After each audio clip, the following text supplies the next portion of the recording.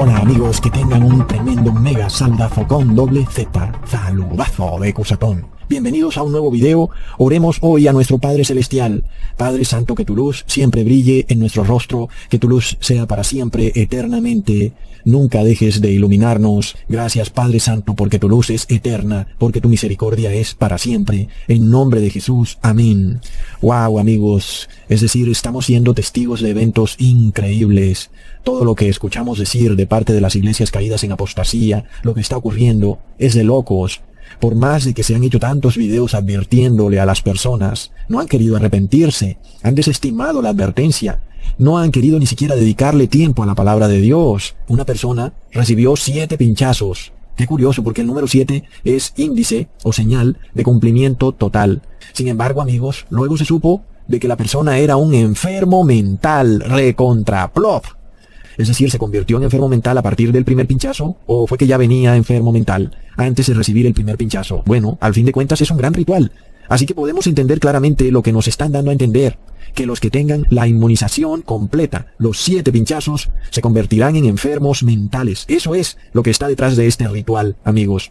Recordemos también que la Organización Mundial para Shiva, la OMS, instauró en todo el mundo la administración en el suministro de agua del químico neurotóxico llamado flúor, que como sabemos es un raticida. Supuestamente ellos lo hicieron por amor al prójimo, porque ese es el amor de ellos, y ese es el amor del Papa de Roma, porque él lo sabe también. Él dirá que eso es un acto de amor. Sin embargo, amigos, sabemos que este raticida es el causante del embrutecimiento de las personas. La disminución del coeficiente intelectual es un hecho. También este raticida es el causante de la pérdida de memoria, del aumento de enfermedades como la demencia senil, el Alzheimer, el osteoporosis, los cánceres de todo tipo. Pero no solo está en el agua, también le echan a la cerveza, al arroz, la harina, la leche, el queso, etcétera, etcétera.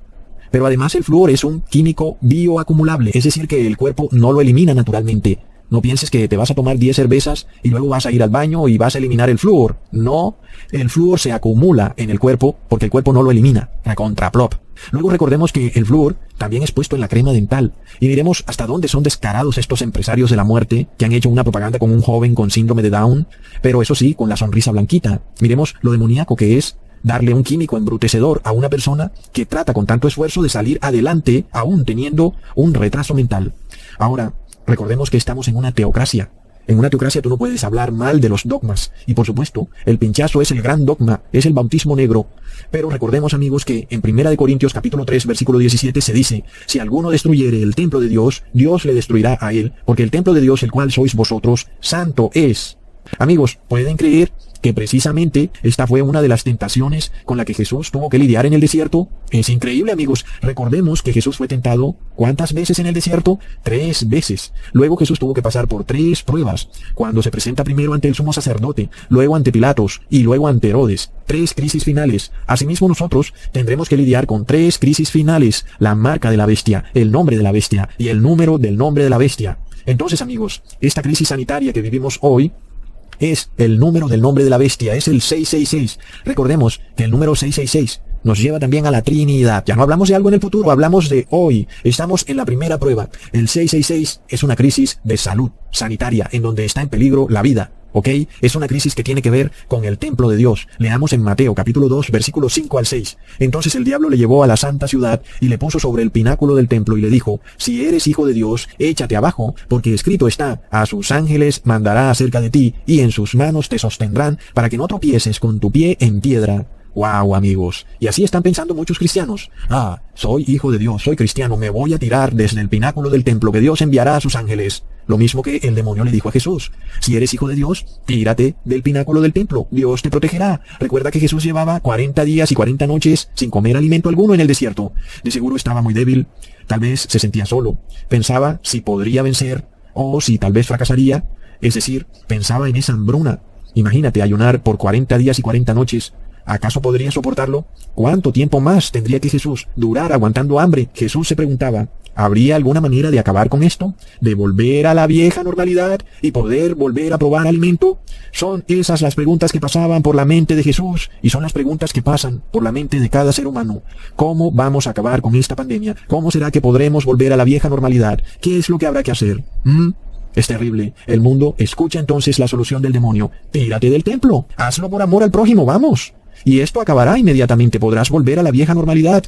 Recordemos, amigos, que no pensemos que el demonio se le apareció a Jesús como un ser de cacho y cola, como una bestia de 7 cabezas, no. El demonio no se le apareció así a Jesús. De seguro el demonio se disfrazó de ángel o de una persona en la que Jesús confiaba, porque recordemos lo que está escrito en 2 de Corintios capítulo 11 versículo 14, y no es maravilla, porque el mismo Satanás se disfraza como ángel de luz. Entonces es claro que Satanás se manifestó a Jesús como alguno de sus ángeles compañeros en el cielo o como alguien de su confianza, inclusive alguien a quien él podía respetar de alguna manera. Tal vez algún ángel del cielo.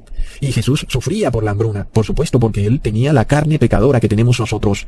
Y él sentía lo mismo que nosotros sentimos cuando aguantamos hambre. Y, por supuesto, se le pasaron las mismas dudas que se nos pasan a nosotros cuando estamos en un problema, porque esa es la carne pecadora. La carne del ser humano es una carne que tiene tendencia a no tener fe. Y esa era la carne que tenía Jesús.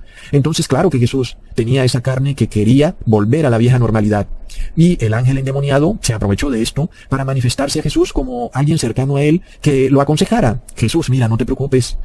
Dale tranquilo, tírate de ese templo y verás que tu Padre enviará a los ángeles a rescatarte, porque está escrito en la palabra. Él enviará a los ángeles. Y asunto solucionado. Volverás a la vieja normalidad. Es la forma de solucionar esto rápido. Además de todo, tendrás una prueba certera de que tu Padre te ama, de que no te ha abandonado, de que tú sigues siendo su hijo, que eres hijo de Dios. Recuérdalo.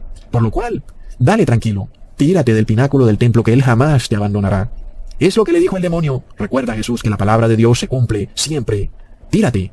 Por supuesto, amigos, que la palabra de Dios se cumple siempre. Hoy el Papa Francisco, también vestido de blanco, pero debajo de ese ropaje blanco lleva un traje negro, porque él es jesuita. Y nos dice que debemos recibir el bautismo negro para volver a la vieja normalidad. No hay otra manera, no hay otra salida. Y que lo hagamos por amor al prójimo. Pero también el falso profeta, que son los pastores evangélicos, nos dicen que el bautismo negro es precisamente esa solución para volver a la vieja normalidad y que Dios ha mandado a sus ángeles en forma de médicos. Inclusive están vestidos con sus batas blancas. Son casi angelitos, ecusatón.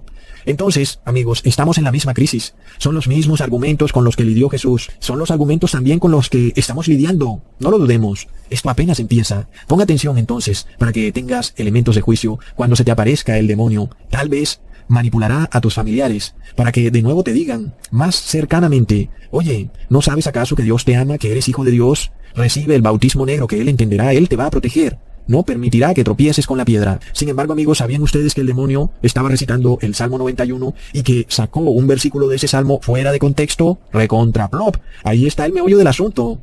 Es decir, que el demonio solo dijo un versículo, pero se abstuvo de decir lo siguiente que decía. Qué curioso, ¿verdad? Porque eso es exactamente lo que hacen nuestros líderes religiosos. Ellos son felices siempre sacando versículos fuera de contexto.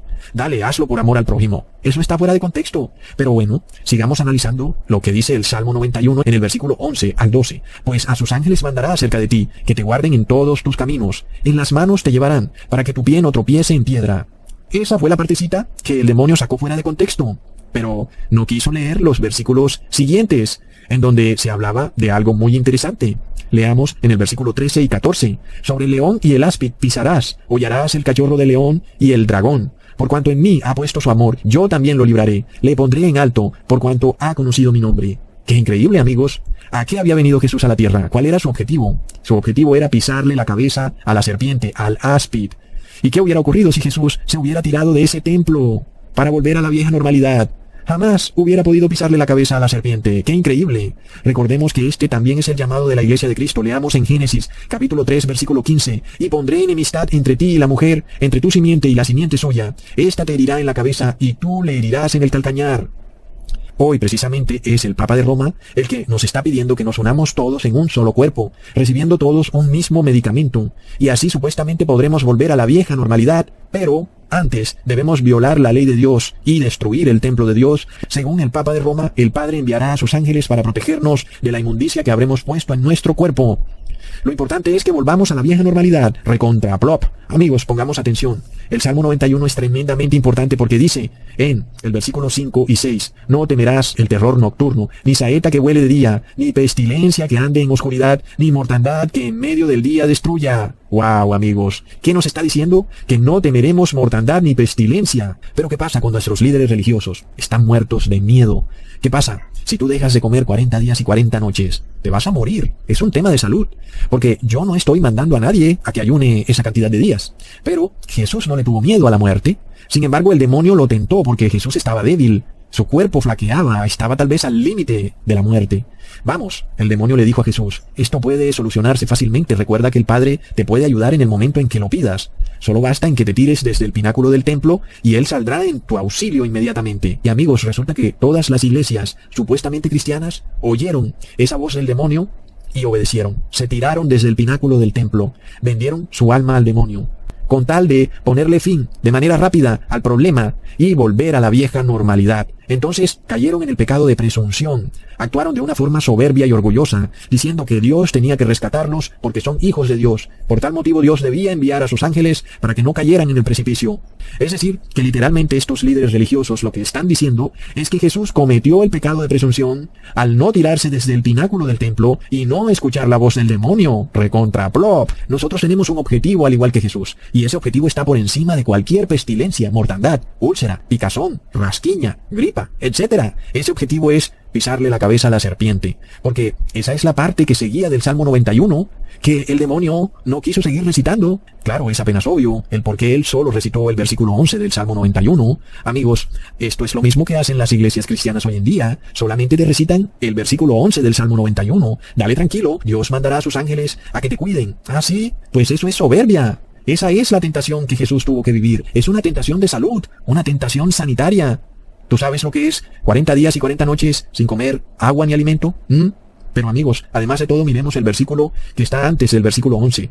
No te sobrevendrá mal, ni plaga tocará tu morada. Está claro, la palabra para Jesús era ¿cuál? Quédate tranquilo, Jesús, nada te va a pasar. Aunque no hayas comido alimento ni agua, no hay problema. No te sobrevendrá mal, ni plaga tocará tu morada. El Salmo 91 completo era la promesa para Jesús, porque luego decía, le pisarás la cabeza a la serpiente. Entonces, ¿para qué se iba a tirar Jesús desde el pináculo del templo? Porque hubiera echado al traste la profecía que Dios tenía para él, que Jesús hubiera rechazado la palabra del Padre. Miremos el problema de sacar versículos fuera de contexto, amigos. La palabra es clara entonces, el que destruye el templo de Dios, Dios le destruirá. ¿Qué le hubiera pasado a Jesús si se hubiera tirado de ese pináculo del templo? El Padre habría tenido que destruirlo porque Jesús habría cometido suicidio. ¡Qué terrible! Gracias porque Jesús no sucumbió ante los influjos del demonio. Entonces, ¿a qué se refiere el versículo 11 del Salmo 91? Curiosamente, se refiere a todo lo contrario a lo que el demonio trató de dar a entender.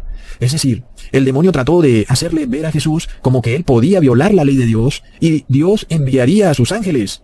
Entonces, este es el sofisma, la perversión del evangelio que el demonio trató de inducir a que Jesús creyera. La realidad es que el versículo se refiere a todo lo contrario, que Dios te va a ayudar para que no te tires del puente. Él te ayudará para que no peques, para que tengas fuerza y puedas vencer. No para lo contrario, para que fracases, te tires del puente y luego pues Dios te va a ayudar. No, amigos, así no es. Entonces miremos qué tremenda perversión del evangelio. El Padre no es alcahueta. Por los errores que tú cometes, vas a tener que pagar las consecuencias. No hay vuelta de hoja a eso. Si tú pones algo inmundo en tu cuerpo, pues tu cuerpo va a sufrir las consecuencias y Dios no va a cambiar eso. Sin embargo, la sangre de Jesús nos permite salvarnos de la pena de muerte. Sí, es cierto. Hay una pena de muerte que recae sobre nosotros si no nos arrepentimos, pero si nos arrepentimos, esa pena de muerte es levantada, porque Jesús da su vida por nosotros. Eso si nos arrepentimos. Pero cuando tú pones algo inmundo en tu cuerpo, eso no es arrepentirse, eso es tirarse del puente, amigos. Pero ya vemos que la Iglesia Católica como institución colapsó totalmente, se tiró del puente. El Papa Francisco te dice, hazlo por amor al prójimo, vamos, tírate desde el pináculo del templo por amor al prójimo. Amén. Recordemos que Jesús dio su vida por amor al prójimo, pero Jesús no se suicidó por amor al prójimo. Jesús fue injustamente condenado y lo mataron por salvar al prójimo, lo cual es diametralmente distinto. La Biblia no nos pide que nos suicidemos por amor al prójimo. Sin embargo, los estados te piden que te suicides por el bien común. Leamos en Hebreos 10, capítulo 26 al 27. Porque si pecaremos voluntariamente después de haber recibido el conocimiento de la verdad, ya no queda más sacrificio por los pecados, sino una horrenda expectación de juicio y de hervor de fuego que ha de devorar a los adversarios. Más claro no canta un gallo, amigos. Recuerden que cada uno de ustedes ha recibido el conocimiento de la verdad, por lo cual este es un versículo que debemos recitarlo de memoria, porque el Papa de Roma nos tienta diciendo, dale, recibe el bautismo negro, hazlo por amor al prójimo. Pero eso sería cometer suicidio. Si nosotros pecaremos por ayudar al prójimo, A nosotros solo nos quedaría esperar ser lanzados al lago de fuego. Ahora, si tú andas violando las leyes de Dios, inclusive comiendo carne con sangre, o leche, o huevo, o queso, o cualquier otro alimento animal, aún cometiendo otro tipo de pecados, pues claro que Dios no va a enviar a sus ángeles para que te cuiden. En cualquier momento puede que te enfermes. Entonces, aquí hay dos opciones, y solo dos. O te cuida Dios, o te va a cuidar el demonio con su elixir inmundo. Sigamos leyendo el Salmo 91. Por cuanto en mí ha puesto su amor, yo también lo libraré, le pondré en alto, por cuanto ha conocido mi nombre, me invocará y yo le responderé, con él estaré yo en la angustia, lo libraré y le glorificaré, lo saciaré de larga vida y le mostraré mi salvación. Wow, amigos. Leamos en Marcos capítulo 12, versículo 30. Y amarás al Señor tu Dios con todo tu corazón y con toda tu alma y con toda tu mente y con todas tus fuerzas.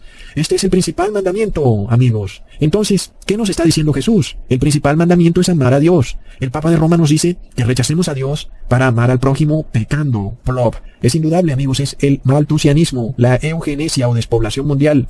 Sin embargo, quien está detrás realmente de todo es el Papa de Roma, porque recordemos la encíclica Laudato Si del Papa Francisco, en donde se nos calumnia de ser los culpables del deterioro del clima en la Tierra, y, según él, somos los seres humanos y nuestro estilo de vida los causantes de la debacle climática, lo cual en pocas palabras significa que somos muchos y que si fuéramos menos habitantes en el mundo, habrían menos huracanes y terremotos y que por tal motivo el Papa de Roma dice que ponerse el pinchazo es un acto de amor, no con el prójimo, sino para con los grandes millonarios del mundo, para que ellos puedan reiniciar una nueva sociedad teocrática y ecológica que recibirá al gran Maitreya y con él vivirán aquí en la Tierra por 1000 años. Recordemos que esta es la doctrina que se mueve en estas altas esferas, la doctrina de un Jesús solar que vendrá a reinar por 1000 años aquí en la Tierra. Por eso necesitan que estemos mentalmente incapacitados, enfermos y miserables, para que luego la única voz que escuchemos sea la del demonio que nos diga, para solucionar esto, tírate del pináculo del templo.